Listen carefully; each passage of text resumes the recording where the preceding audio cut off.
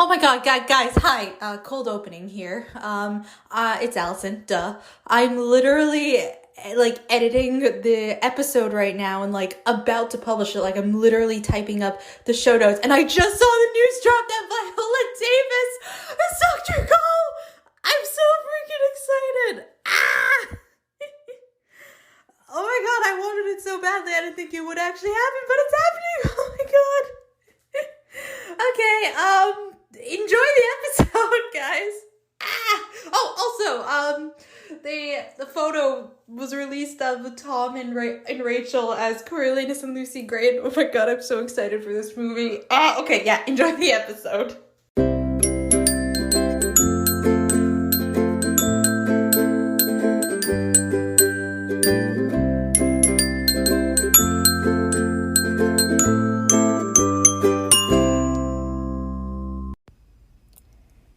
Hello everyone, and welcome to Bookish Babbles, the podcast where we reread our favorite books and chat about them. I'm your host Alyson, and without further ado, let's get started.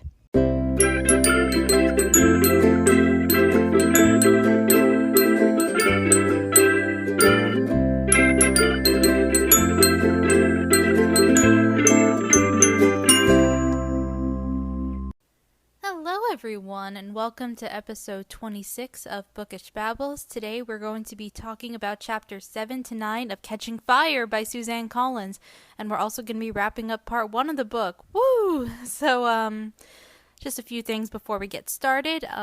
Still waiting for the Dr. Gale casting. Hello, anyone? Part of me really hopes it's Viola Davis, but I need to know. And also, a reminder, of the poll for which book tag episode I should do next. I will repost it again in my Instagram stories, and I will also post it again on this episode, so you guys have one more chance to vote. So the 3 options for which book tag I should do are the Reader Problems book tag, the Contradictions book tag, and an original tag by my friend Sarah, who's been on this show. So exciting. Alright. Junk mail. I think that's all the major announcements I have. Okay, so let's dive into the episode. So last week, Katniss gives a moving speech in District 11 and ends up having a disastrous aftermath. Katniss and Peeta get engaged as a way to convince the world of their love for each other, and they try to calm things down in the districts.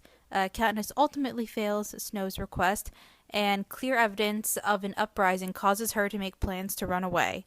This week, Katniss tries to convince Gale to run away, and it doesn't go well. New peacekeepers are in town, and spoiler alert, they suck. And things start to go from bad to worse. So, on that lovely note, let's dive into Chapter 7.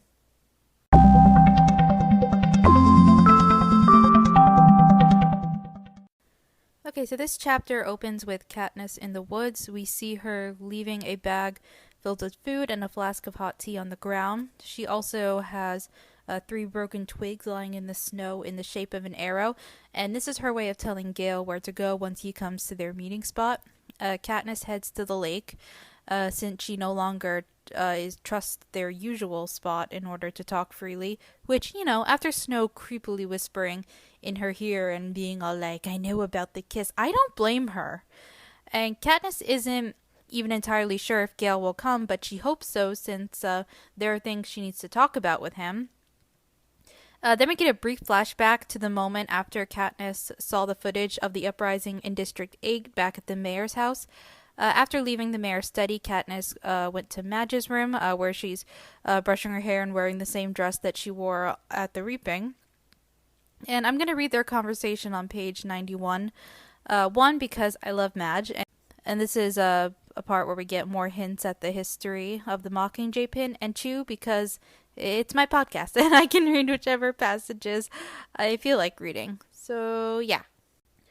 Alright, so it starts when Madge says to Katniss, look at you, like you came right off the streets of the capital. I step in closer. My fingers touch the Mockingjay. Even my pin now. Mockingjays are all the rage in the capital, thanks to you. Are you sure you don't want it back? I asked. Don't be silly, it was a gift, said Madge. She tied back her hair in a festive gold ribbon. Where did you get it anyway? I asked. It was my aunt's, she said, but I think it's been in the family a long time. It's a funny choice of Mockingjay, I said. I mean, because of what happened in the rebellion with the Jabberjays backfiring on the Capitol and all. So then Katniss recaps the history of the Jabberjays and Mockingjays, yada yada yada. We know this. But I love just getting this little glimpse at Katniss and Madge's friendship. We don't get a ton of it, and it's completely like non-existent in the movies, as we know.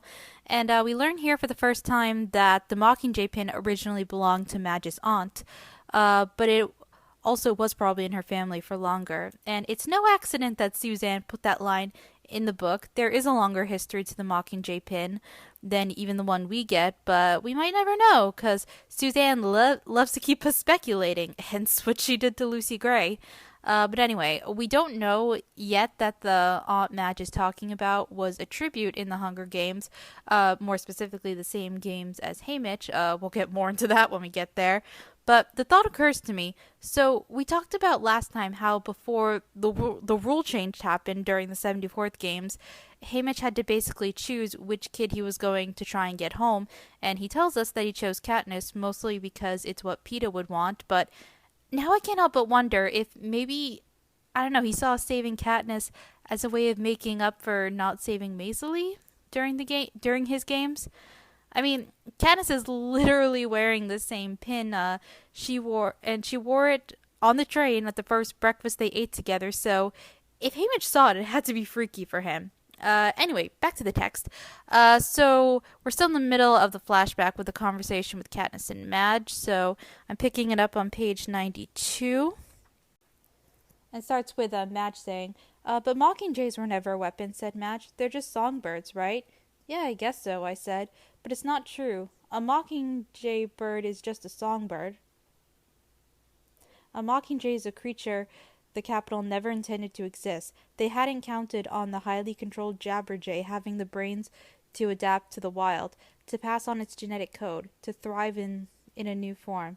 They hadn't anticipated its will to live. Those last couple lines are so good, and they gave me chills while I was reading it. And also, in that way, Katniss and the Mockingjay are similar, because just like the Mockingjays, the Capitol underestimated Katniss, and they also underestimated Lucy Gray all those years ago. And we also learn on this page that Gale was noticeably absent from the dinner at the mayor's house, claiming he wasn't feeling well, which we all know is bullshit, just like Corio missing a party at his own house. Gale also missed the Harvest Festival. Rory said he was out hunting, which is a much more believable lie.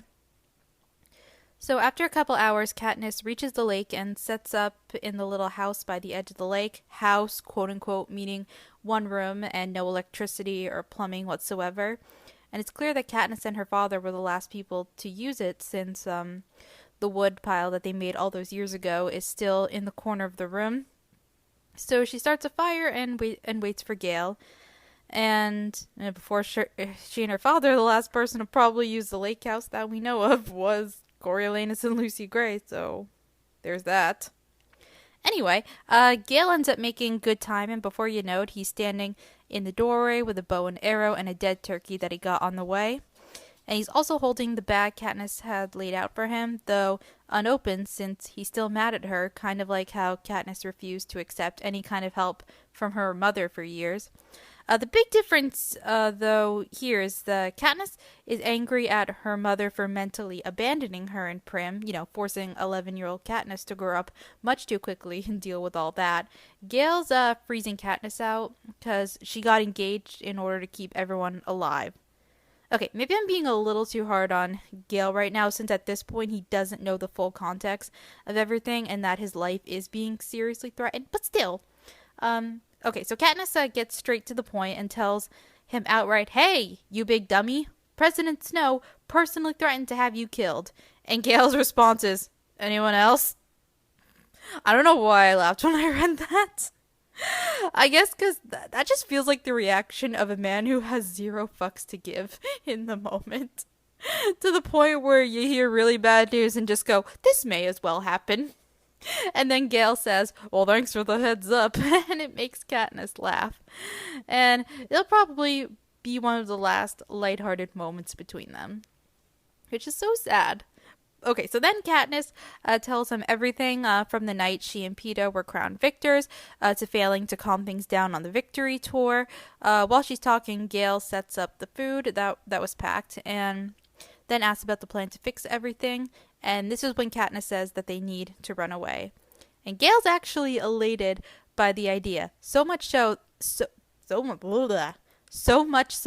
that he picks up Katniss and spins her around and agrees to the plan. And for a wonderful, beautiful moment, the two of them are on the same page, and they are the close friends that they once were. But unfortunately, this doesn't last, because Gale ruins the moment by saying, "I love you." And Katniss responds by saying, "I know." And this isn't like in Empire Strikes Back when Leia tells Han Solo and he says, "I know." Sorry, Katniss, but you don't have Harrison Ford's charm and charisma with that line. And unlike Han, Katniss wasn't giving obvious romantic feelings for Gale like Han was all throughout Empire to Leia. I'm thinking about this comparison too much now. Okay, anyway. Let's just read this very uncomfortable conversation that they have on page 97. Alright, so, like I said, page 97 is right after Katniss says, "I know." It sounds terrible, like I assume he couldn't help loving me, but that I don't feel anything in return. Gale starts to draw away, but I grab hold of him. "I know, and you know what you are to me." It's not enough. He breaks my grip. "Gale, I can't think about anyone that way right now. All I can think about every day, every waking minute since they drew Prim's name at the reaping, is how afraid I am. And there doesn't seem to be room for anything else. If we could get somewhere safe, maybe I could be different. I don't know." I can see him swallowing his disappointment. "So we'll go. We'll find out." He turns back to the fire, where the chestnuts are beginning to burn. He flips them out onto the hearth. "My mother's going to take some convincing." I guess he's still going anyway, but the happiness has fled, leaving an all too familiar strain in its place. Mine too. I'll just have to make her see reason. Take her for a long walk. Make sure she understands we won't survive the alternative. She'll understand. I watched a lot of the games with her and Prim. She won't say no to you, says Gale. I hope not. So, I'm going to continue reading this conversation because there's more to cover, but I just want to address the fact that Gale's reaction to Katniss's honesty just sucks. And I understand that it's hard not to hear that the person you like say that they like you back, though I'm not entirely convinced Gale really loved Katniss in the romantic way, but that's a rant for another day. But yeah, I know rejection sucks. I'm completely sympathetic toward that. And I understand being disappointed, but like Katniss said, Gale, she's terrified and stressed out beyond belief. You can be a little more sympathetic to her situation, just a smidge. And the correct response would have been something along the lines of, "Okay, I just wanted you to know how I felt. You don't owe me anything." Then again, most 18 to 19-year-old boys have very little emotional intelligence, so not surprising. Okay, time to continue the reading. Alright, so we're at the very bottom of page 97 for this, where Katniss says, "Haymitch will be the real challenge." Haymitch? Gale abandons the chestnuts. "You're not asking him to come with us." "I have to, Gale. I can't leave him and Peeta because his scowl cuts me off." "What?" "I'm sorry, I didn't realize how large our party was," he snaps at me. "They torture them to death trying to find out where I was," I say. "What about Peeta's family? They'll never come. In fact, they probably couldn't wait to inform on us, which I'm sure he's smart enough to realize. What if he decides to stay?" he asks. I try to sound indifferent, but my voice cracks. Then he stays." "You'd leave him behind?" Gale asks. "To save Prim and my mother, yes," I answer. "I mean, no, I'll get him to come." "And me? Would you leave me?" Gale's expression is rock hard now. "Just if, for instance, I can't convince my mother to drag 3 young kids into the wilderness in winter." "Hazel won't refuse. She'll see sense," I say. "Suppose she doesn't, Katniss. What then?" he demands. "Then you have to force her, Gale. Do you think I'm making this stuff up?" My voice is rising in anger as well. "No, I don't know. Maybe the president's just manipulating you. I mean, he's throwing your wedding. You saw how the Capitol crowd reacted. I don't think he can afford to kill you, or Peeta. How's he going to get out of that one?" says Gale. "Well, with an uprising in District 8, I doubt he's spending much time choosing my wedding cake," I shout. The instant the words are out of my mouth, I want to reclaim them. Their effect on Gale is immediate. The flush on his cheeks, the brightness of his gray eyes, There's an uprising in 8, he says in a hushed voice. I try to backpedal, to defuse him as I tried to defuse the districts. I don't know if it's really an uprising. There's unrest, people in the streets, I say. Gale grabs my shoulders. What did you see? Nothing! In person, I just heard something. As usual, it's a little too late. I give up and tell him. I saw something on the mayor's television. I wasn't supposed to. There was a crowd and fires, and the peacekeepers were gunning people down, but they were fighting back. I bit my lip and struggled to continue describing the scene. Instead, I say out loud the words that have been eating me up inside. And it's my fault, Gale. Because of what I did in the arena, if I had just killed myself with those berries, none of this would have happened. Peeta could have come home and lived, and everyone else would have been safe too. Safe to do what? He says in a gentler tone. Starve? Work like slaves? Send their kids to the reaping? You haven't hurt people. You've given them an opportunity. They just need to be brave enough to take it. There's already been talk in the mines. People who want to fight. Don't you see? It's happening. It's finally happening. If there's an uprising in District 8, why not here? Why not everywhere? This could be it. The thing we've been... Stop it! You don't know what you're saying. The peacekeepers outside of 12, they're not like Darius or even Cray. The lives of the district people, they mean less than nothing to them, I say. That's why we have to join the fight, he answers harshly. No! We have to leave here before they kill us, and a lot of other people too. I'm yelling again, but I can't understand why he's doing this. Why doesn't he see what's so undeniable? Gale pushes me roughly away from him. You leave then. I'd never go in a million years. You were happy enough to go before. I don't see how an uprising in District 8 does anything but make it more important that we leave. You're just mad about... No, I can't throw Peeta in his face. What about your family? What about the other families, Katniss? The ones who can't run away. Don't you see? It can't be about just saving us anymore. Not if the rebellion's begun. Gale shakes his head, not hiding his disgust with me. You could do so much. He throws Cinna's gloves at my feet. I change my mind. I don't want anything they made in the capital. And he's gone. I look down at the gloves. Anything they made in the capital? Was that directed at me? Does he think I am now just another product of the capital, and therefore something untouchable? The unfairness of it fills me with rage, but it's mixed up with fear over what kind of crazy thing he might do next.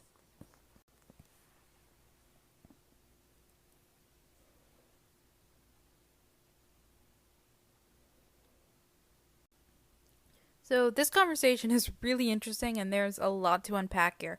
First of all, Gale continues to show how selfish he really is as soon as she mentions bringing Peeta and Haymitch along. And yes, Gale and Peeta in the same place is awkward to say the least, but this is no time for high school drama. This is literal life and death. And Gale's also selfish because the only people he's ever really selfless with are the ones he cares about. Like, anyone outside of his family or inner circle, when it comes down to it, he truly won't care that much about. Second, what the fuck is up with Peeta's family? Like, they would rat out their own son?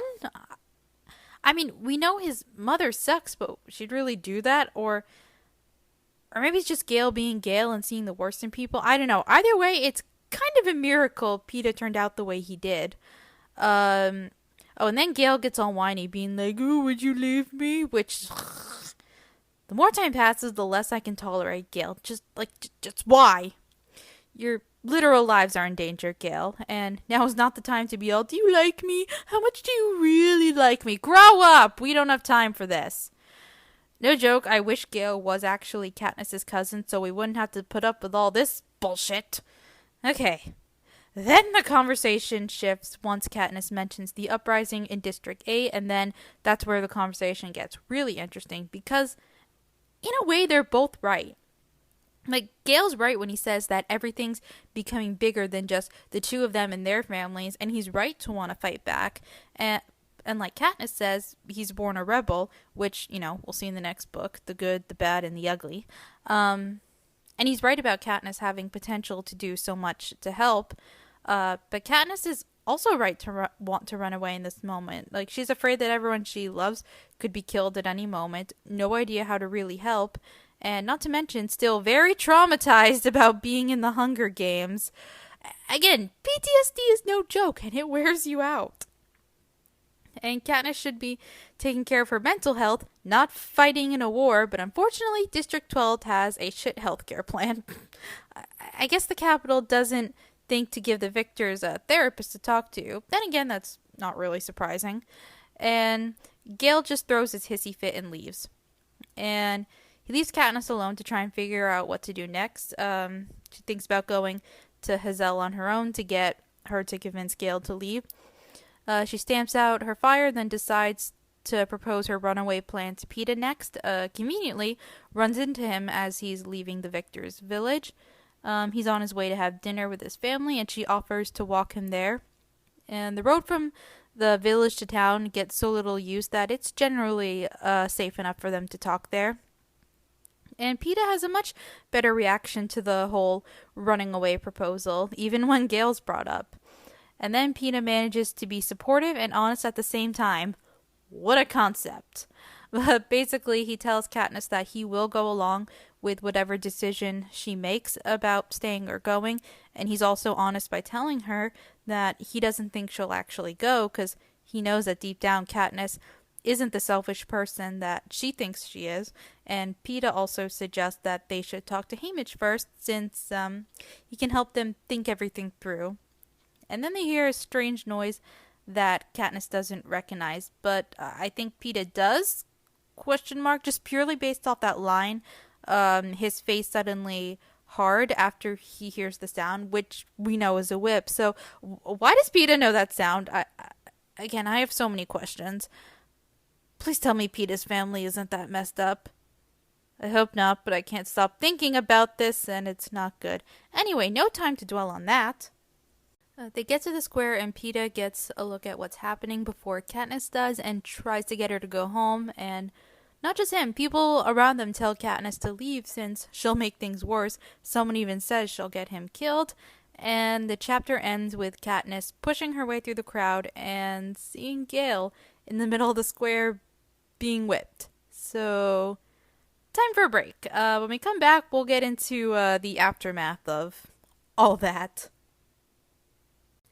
Hello everyone, it's Alyson at a different point in time, and I am here to bring you another random recommendation. So this week I am recommending a YA contemporary book called I Wish You All the Best by Mason Deaver, and I'll read you guys the Goodreads summary.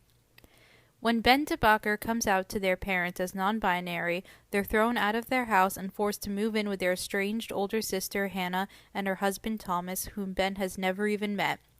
Struggling with an anxiety disorder compounded by their parents' rejection, they come out only to Hannah, Thomas, and their therapist to try and keep a low profile in a new school. But Ben's attempts to survive the last half of senior year unnoticed are thwarted when Nathan Allen, a funny and charismatic student, decides to take Ben under his wing. As Ben and Nathan's friendship grows, their feelings for each other begin to change, and what started as a disastrous turn of events looks like it might just be a chance to start a happier new life. At turns heartbreaking and joyous, I Wish You All the Best is both a celebration of life, friendship, and love, and a shining example of hope in the face of adversity.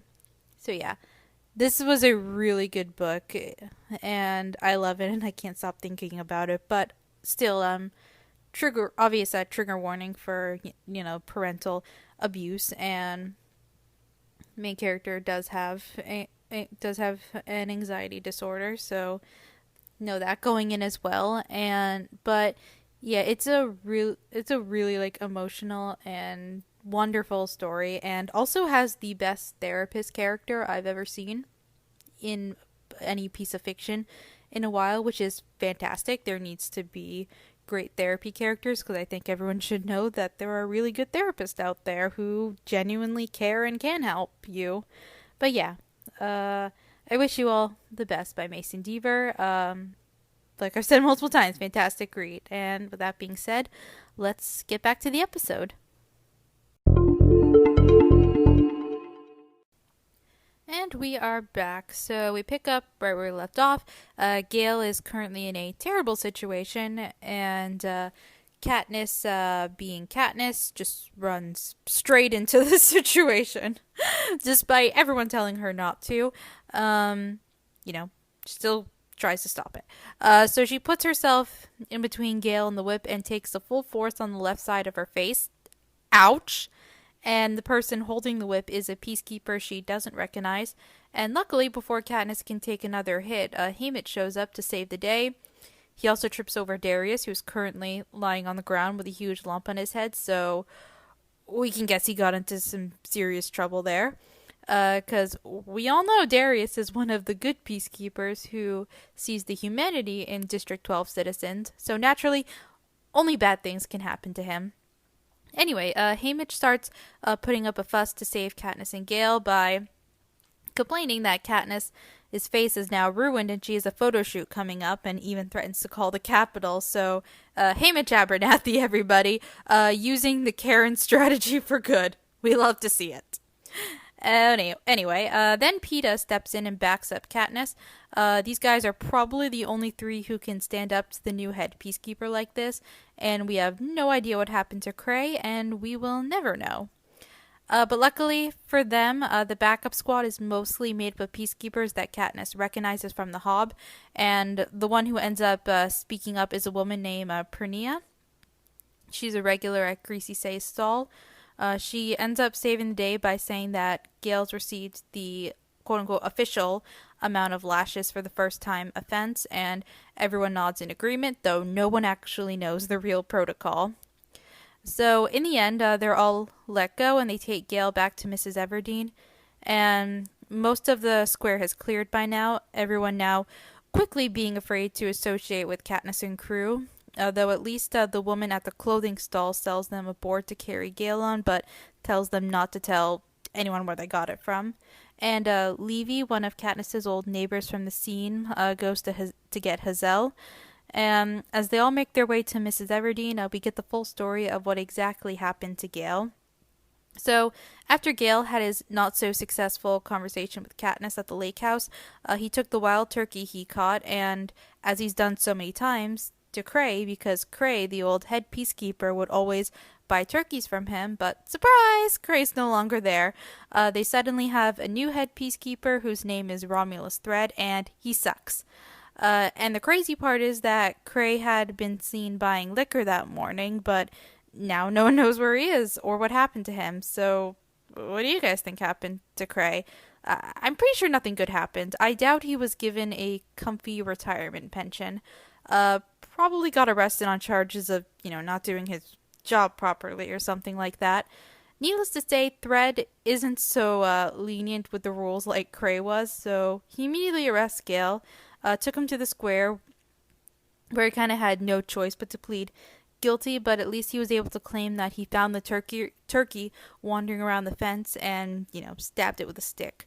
So, better than being caught with his weapons, and by the time Katniss showed up, he had been lashed 40 times.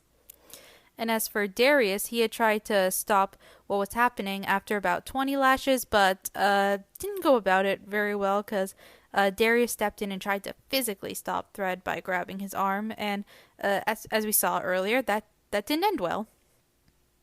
They then soon make it home and Mrs. Everdeen springs into action. She and Prim start mixing herbs, and Mrs. Everdeen tells Katniss to put some snow on her eye to help with the swelling. Katniss is naturally very worried for Gale and a little bit panicky, as I think anyone would be in this situation. Haymitch assures her that Mrs. Everdeen is more than capable of helping Gale, since there used to be a lot of whippings before Cray, and Mrs. Everdeen was the one people would bring the patients to. And just that one line adds so much more history that we never get to see. After Haymitch says that, we learn from Katniss's inner monologue that she can't remember a time before Cray, so she's always known the peacekeepers to be not always great, but at least more lenient, since no one really cared that much about what goes on in District 12 as long as they're mining coal and meeting their quotas or whatever. So now we learn here that things haven't always been that way. And back when we had only the trilogy, we could only guess what it had been like, but now that we have Ballad, we have a better idea. Because Katniss didn't recognize the sound of a whip, and I don't think she's ever seen a public execution in 12, whereas in Ballad it seems like hangings were fairly relevant occurrences. And if I had to guess, I think that maybe the environment in 12 was the same as it was in Ballad for about like another 15 to 20 years. And then the capital kind of laid off for a while and things weren't so harsh because at that point, most of rebels like Billy were probably either found out and executed, or just stopped what they were doing, or even just like took off into the woods. Then we know that Snow wasn't happy with Haymitch after his game, so I think that's why things were so hard when he and Mrs. Everdeen were young, and then it died down again once Cray took over and Haymitch was no longer considered a threat to Snow because now Haymitch is known as, the drunk victor who's often the butt of jokes. But that's just me speculating. Guess we can't really know for sure unless Suzanne decides to write more books. Anyway, Peeta sits Katniss down and holds a cloth full of fresh snow up to her face. Haymitch gives Gale's friends money and tells them to go home since they don't know what will happen to their mining crew in the near future. And Hazel shows up and sits beside Gale while Mrs. Everdeen works on him, though she doesn't acknowledge her because, like Katniss says, her mother has gone into that special zone that includes only herself and the patient and occasionally Prim. The rest of us can wait. Unfortunately, Gale doesn't stay unconscious for very long, and he is in agony, as one would be after being lashed 40 times, and the few painkillers that they do have aren't enough. Katniss gets understandably hysterical, as I think most of us would seeing someone we love in that much pain, and she ends up snapping at her mother, so Mrs. Everdeen tells Haymitch and Peeta to get Katniss out of the room, and they literally have to carry her out and pin her down to the bed until she stops fighting them. And while she's sobbing, she hears Peeta tell Haymitch about her wanting to run away, though Haymitch doesn't offer his opinion. After a while, Mrs. Everdeen comes in and treats Katniss's face, and while this is happening, Haymitch fills her in on what happened to Gale, to which Mrs. Everdeen says, "So it's starting again, like before?" Again, hinting at this whole history that we don't get to see. And I know that plenty of fans want a Haymitch book, because when it was first announced we were getting a Hunger Games prequel novel, everyone immediately hoped that it would be a book about Haymitch. But the thing is, I don't think an entire book with Haymitch as the main character is necessary. Because we do learn everything we really need to know about him just in this trilogy alone. And that's not to say I don't love Haymitch, I do. I just don't think a whole book is necessary. What I would love, but I doubt we'll ever get, is a Haymitch novella. Specifically, a novella about the aftermath of him winning his games. I'd love to see what the environment in 12 was like at that time and how things changed from before Haymitch won to after.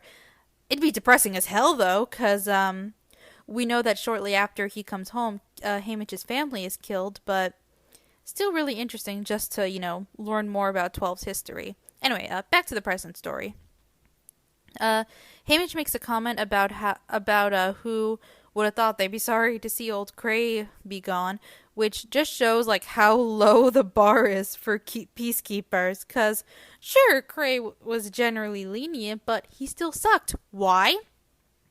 Because he had a habit of luring young girls who were starving into his bed for money, something Katniss might have done herself after her father died if she had been a little older, but luckily for her, she learned how to hunt. So, yeah, this is why we say fuck the patriarchy.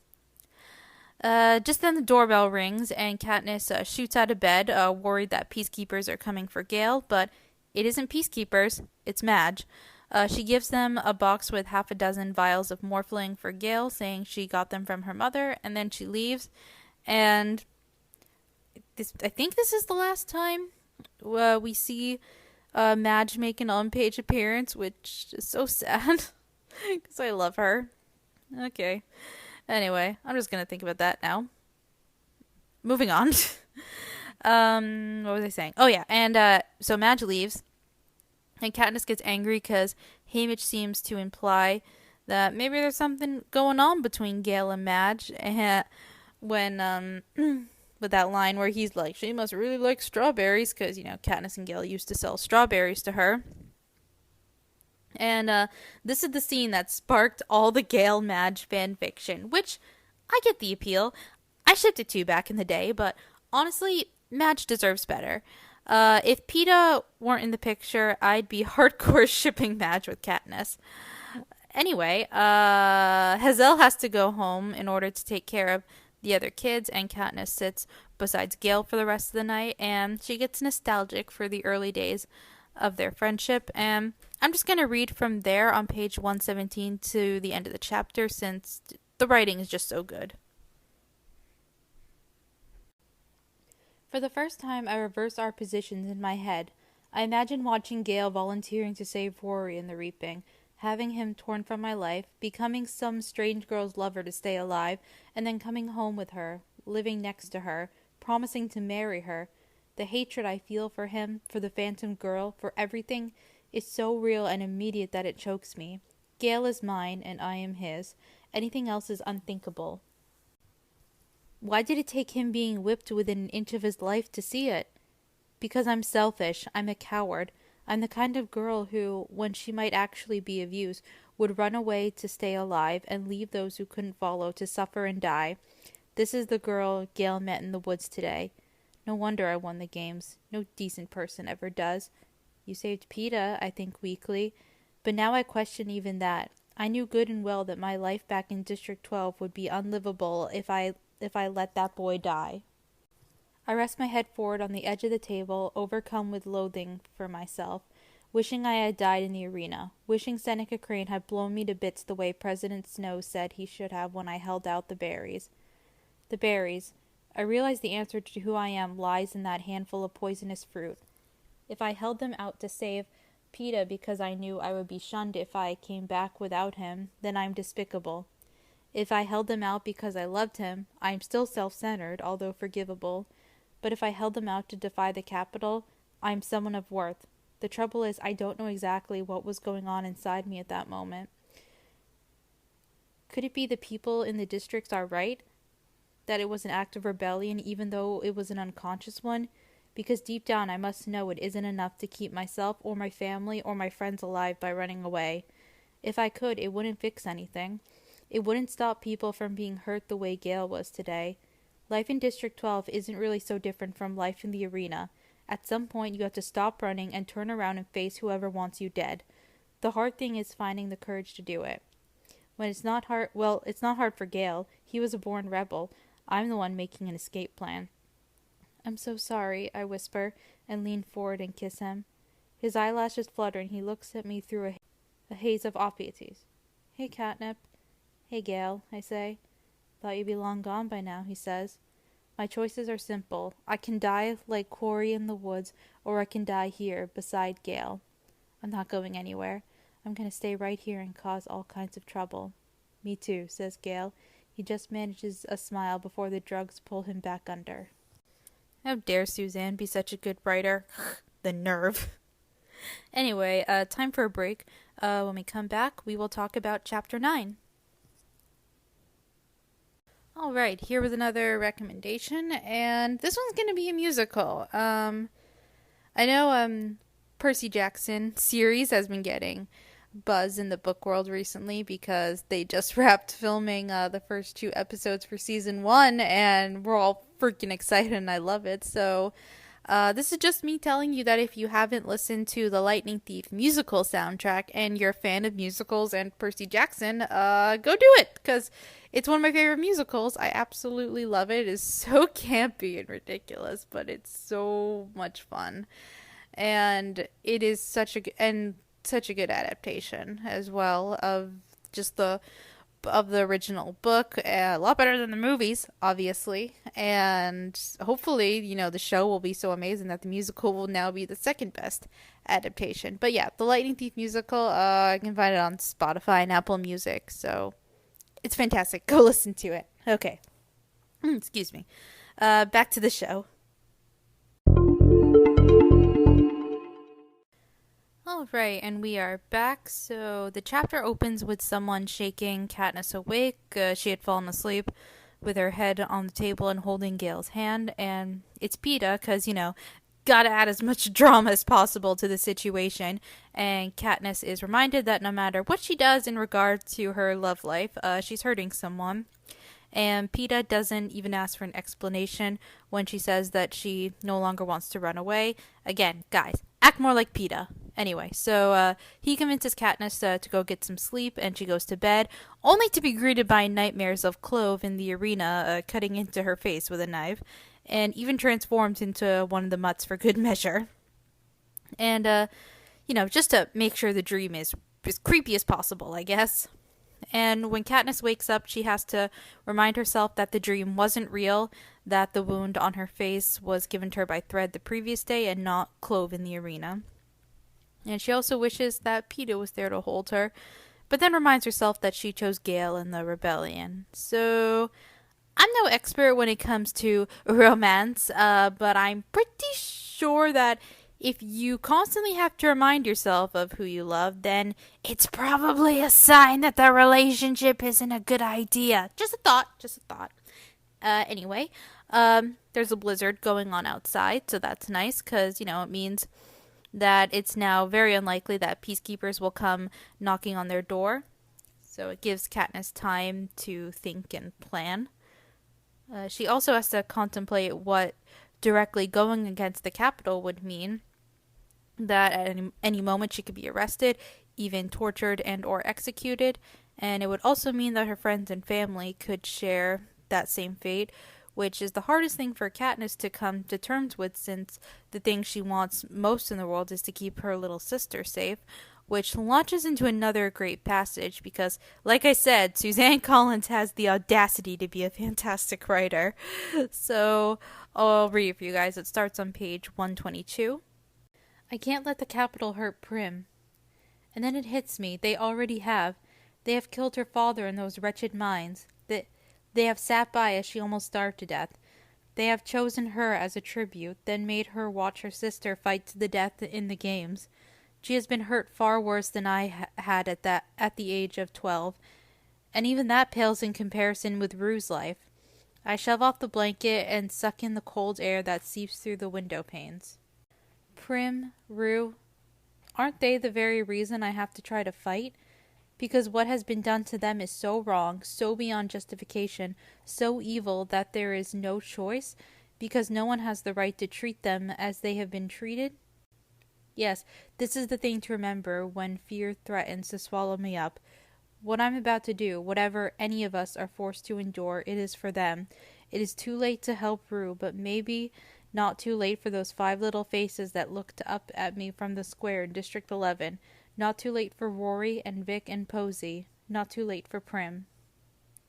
Gale is right. If people have the courage, this could be an opportunity. He's also right that since I have set it in motion, I could do so much, although I have no idea what exactly that should be.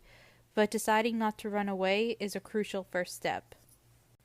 I feel like Suzanne Collins could write like a collection of inspirational speeches, and I would read that. Anyway, she takes a shower and wonders how she's going to organize an uprising in 12, like, how did District 8 do it? People in 12 are obviously very afraid right now. I mean, just the day before, they fled the square quickly after Gale's whipping, and they would need someone who can move and inspire a crowd to action with only words, and the obvious answer is Peta.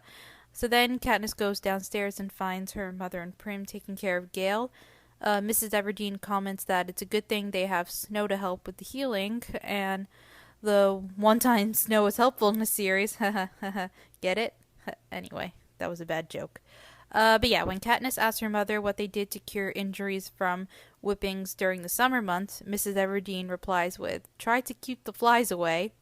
Moving on from that, Katniss apologizes to her mother for snapping at her the previous night, but Mrs. Everdeen's heard worse, and she's used to people freaking out when someone they love is in pain. And this causes Katniss to go into a mini spiral about her feelings for Gale. She knows that she loves him, but is it romantic? She did kiss him the previous night, but she also hopes that he doesn't remember that. So, with all that being said, I'm gonna say you don't love him romantically, Katniss. Anyway, both me and Katniss want to move on from this awkward drama because she changes the subject real quick to ask where Peta is. He's at home. She calls to check in, lets him know that she wants to talk to him and Hamish, and it ends up taking 2 days for the storm to pass and another day before the path to town is cleared for them. So first chance she gets, Katniss calls Peeta and asks if he wants to go into town, and then they rouse Hamish and drag him along. Katniss tells Hamish she wants to start an uprising, and he immediately shoots it down, and the conversation... Yeah, words. And the conversation is just hilarious. So it starts with Katniss saying, "Then what's your plan?" I spit back at him. "My plan is to make sure everything is just perfect for your wedding," says Hamish. I called and rescheduled your photo shoot without giving too many details. "You don't even have a phone," I say. "Effie had that fixed," he says. "Do you know what she asked me if I'd like to give you away? I told her the sooner the better." Oh man, I love these conversations with these three.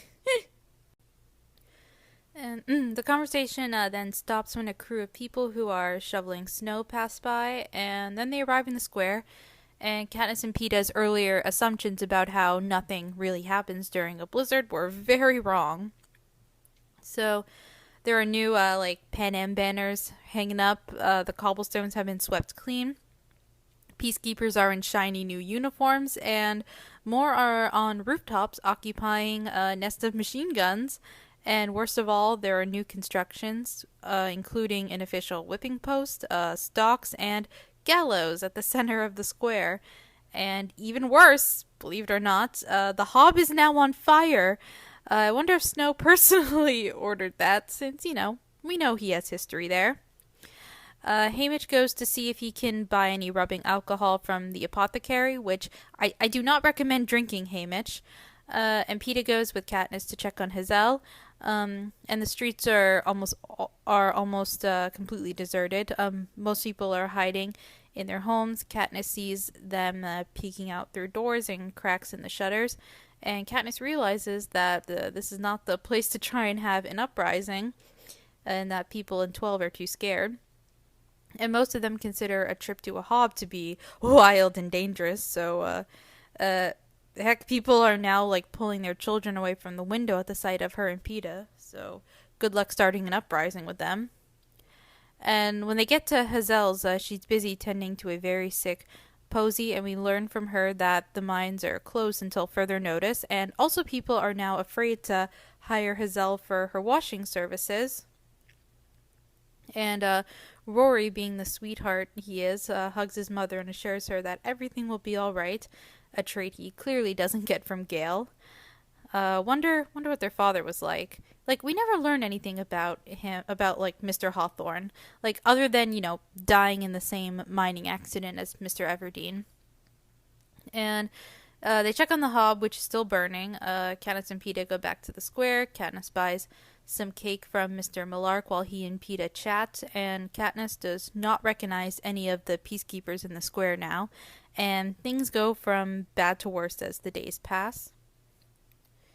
The mines stay shut down for 2 weeks. Half the district is starving. The number of kids signing up for Tesserae skyrockets, but they often don't receive their grain. Food shortage is so bad that even those with money leave shops empty-handed. When the mines do reopen, wages are cut, hours extended, and the miners are blatantly sent into dangerous zones.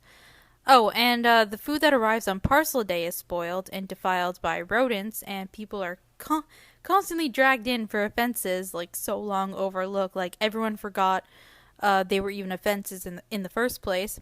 And I get Snow wants to punish the districts because of Katniss, but you're basically setting these people up to want to rebel, right? I'm not crazy for thinking that. I mean, Gale's temporarily lost his fighting spirit, or it's at least subdued, but that won't last forever. You're just giving him more motivation to fight. But on the bright side, Katniss was able to convince Hamish to hire Hazel as a housekeeper so she can make some money doing that. On the not so bright side, Rory has to sign up for Tesserae, something Gale never wanted to happen. Anyway, Hamish's standard of living has greatly improved. Not that he's really noticed, since he's currently suffering alcohol withdrawal symptoms. and they don't know when they'll be able to get more liquor since last time they saw a Ripper, she was in the stocks. Katniss is treated like a pariah in town, but no shortage of company at home since there's a steady supply of sick and injured.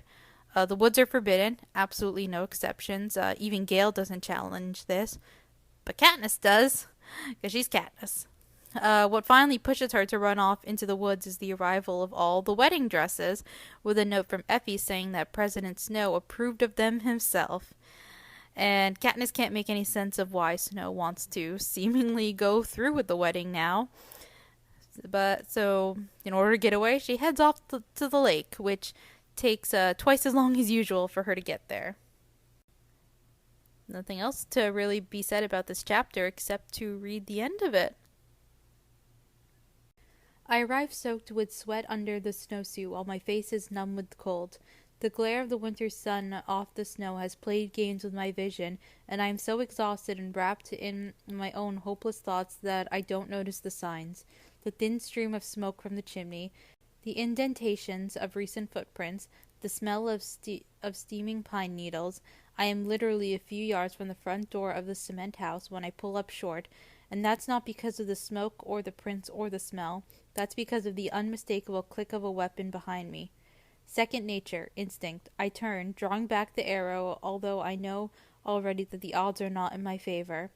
I see the white peacekeeper uniform, the pointed chin, the light brown iris where my arrow will find a home. But then the weapon is dropping to the ground, and the unarmed woman is holding up something out to me in her gloved hands. "Stop!" she cries. I waver, unable to process this turn of events. Perhaps they have orders to bring me in alive so they can torture me into incriminating every person I ever knew. Yeah, good luck with that, I think. My fingers have all but decided to release the arrow when I see the object in the glove. It's a small white circle of flat bread, more of a cracker really, gray and soggy around the edges, but an image is clearly stamped in the center of it. It's my Mockingjay. And with that being said, we've come to the end of the chapter and the end of part 1 of Catching Fire. Woo! Exciting things are happening.